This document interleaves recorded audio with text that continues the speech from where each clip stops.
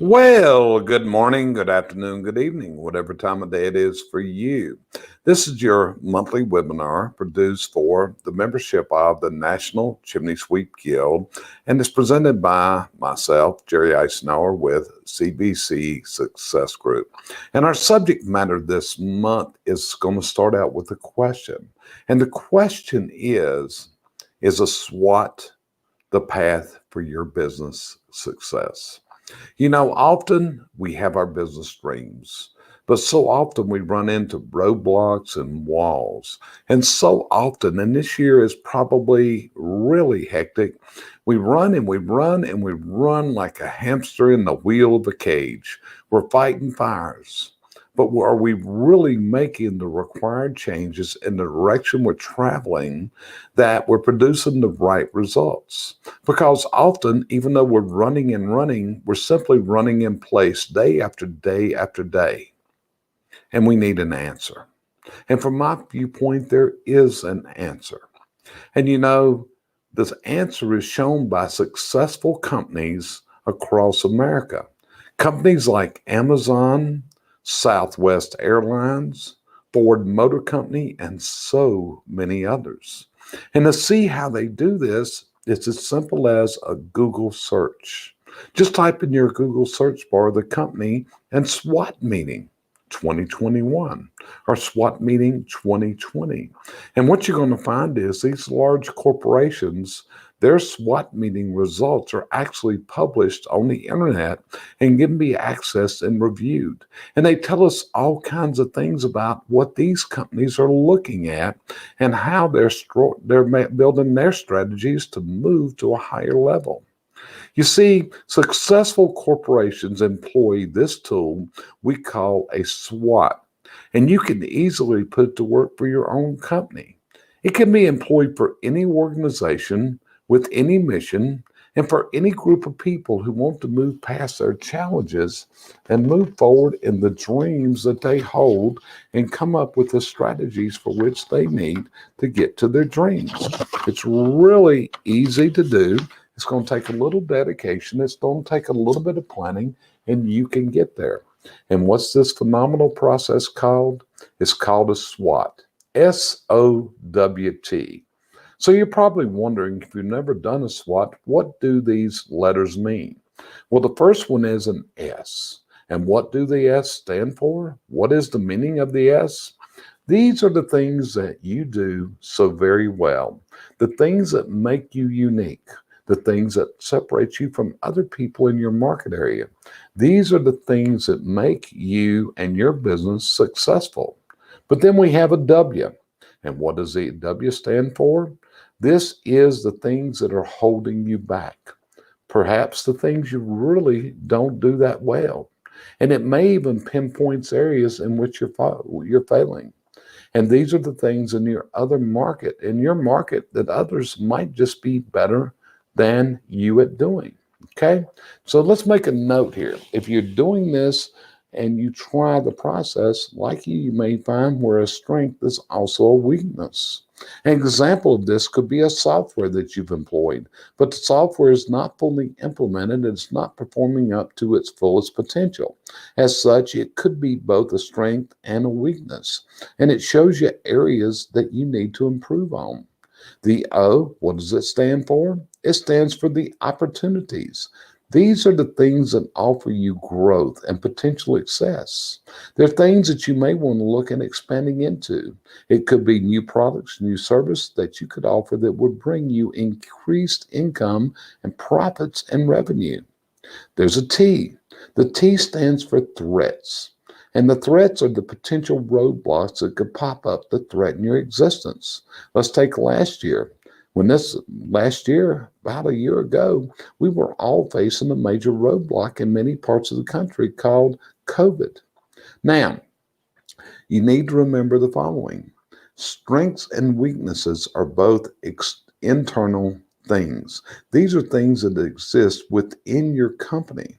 The opportunities and the threats, they exist from the outside. Those are external things.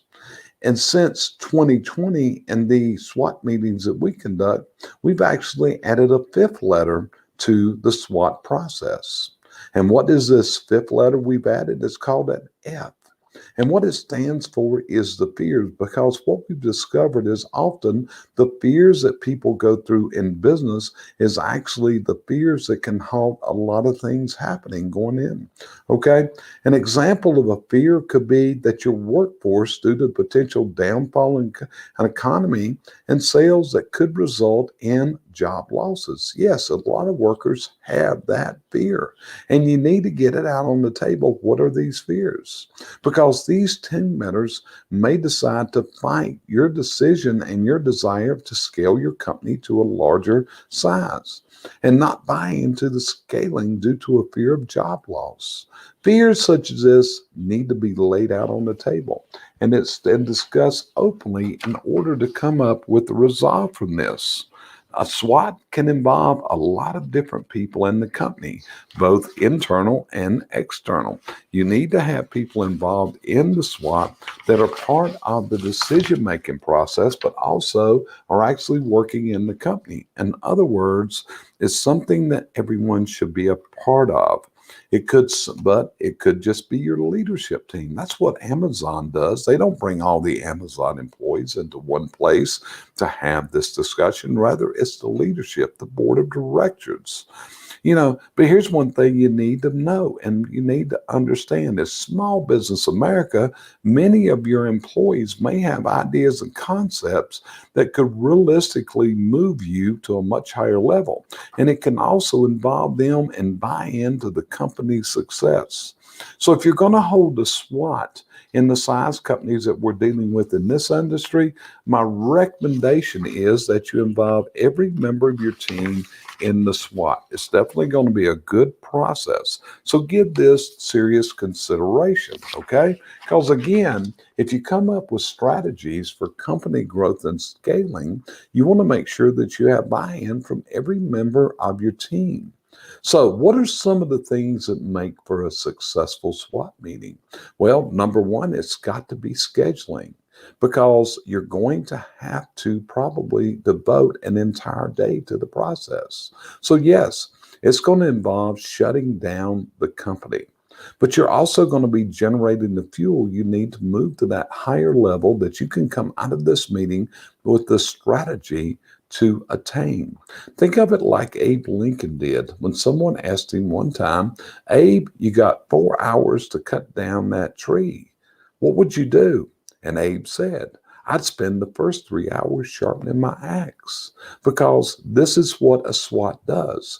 It enables you to sharpen the axe, to cut waste, to develop new strategies, new ways to move forward, ways to get higher sales, ways to be more productive, ways to cut waste and convert waste into profit. Now, an important part of a SWOT meeting is I actually have an outside facilitator conduct this meeting for you. Now, why do you want to have, an outside facilitator? Because this person does not have an emotional tie to things within the company. And there are people that are trained and experienced and even certified to conduct and act as this facilitator. You need a remote location. You need to get out of the office. In the office, the members of the team are on your turf. And many times this is going to prevent them having free thinking. However, a remote location such as a hotel or restaurant or even out of town is going to give you much better results. So doing it the right setting with the right tools in place is going to be a very big thing. You need to have lunch served on site. Breaking up a meeting to go to lunch at a restaurant or something similar is going to break the rhythm of the meeting. And once you break the rhythm of the meeting, what you're going to find is it's going to be really hard to recoup this when you come back from your lunch break. We suggest that you use a flip chart where the edges are sticky, like a sticky note. In other words, this is really a really large sticky notes is what it is. You can order these and flip chart pads from Amazon and probably get them from any office supply store out there. So you're also going to need a flip chart holder. And this is going to be the tripod that the flip chart is going to rest in. Because what you're going to be doing is you're going to be taking notes of all the strengths, all the weaknesses, all the opportunities, and all the threats and the fears. And they're going to be noted on these sheets. The reason we're using the sticky sheets is we want to post them onto the wall. At the end of a SWOT meeting, it's going to look like the room has actually been wallpapered with these flip chart sheets. And what we also suggest is that you have markers to mark on them of various colors, because the colors are going to separate the ideas. But what we're doing, we're taking all of these things and we're putting them up on the wall. So in a way, we're also mind mapping. We are mind dumping, and we're taking everything in our minds and we're putting it into these flip charts so we can have a clear view. Because once we have this clear view of these strengths, these weaknesses, these opportunities, these threats, and these fears, along with the strategies of how we're going to combat these, because we're going to spend time on each of these items, most especially the weaknesses. It's going to take you several hours to compile the strengths, the weakness, the opportunities, threats, and fears. But once you've got this done, once these are all listed, then the next step is to start building the resolution for each of these. Keeping in mind, you're building on the strengths that you have. You're building ways to combat those weaknesses. You're looking at the opportunities that exist out there and how do you deal with these opportunities, and they may be for later implementation. Remember, you may be overwhelmed with business right now, but there may come a time that economies change. This bull market's not going to last forever. And when it flips, maybe you got to be looking at new products, new services to put into place, okay? Once the SWOT has been completed, and once we have a plan going forward, then these charts, these flip charts, should be photographed and stored in a digital format, because these are going to serve as a reminder of the discussion, because often our memories are short. At the end, the leadership should put together and write a summary of what was learned and the discussion that was held in the field in this meeting, okay? One of the best pieces of advice offered by Tom Ziglar, and a thought that originated with his dad, Zig Ziglar, is the following: that we should expect the best, but prepare for the worst. And this is smart advice for each of us in our personal lives and in the way we lead our teams. And it's a key thought in the present day bull market, where we're seeing the demand for your products and services is often exceeding the capacity you have to handle it. So in the world of economics, there's such a thing as the rise and the fall. And right now, yes, we're in a bull market, but things have a way of changing our direction. And these can happen suddenly and unexpectedly. In our company, we have conducted dozens and dozens and dozens of SWOT meetings, and I can attest that this is a solid process. It's a tool for moving a business to their dream destination of the leadership and the team that's in the company. It's one of the processes to turn your business dreams into your business realities. What you need to do is do some research.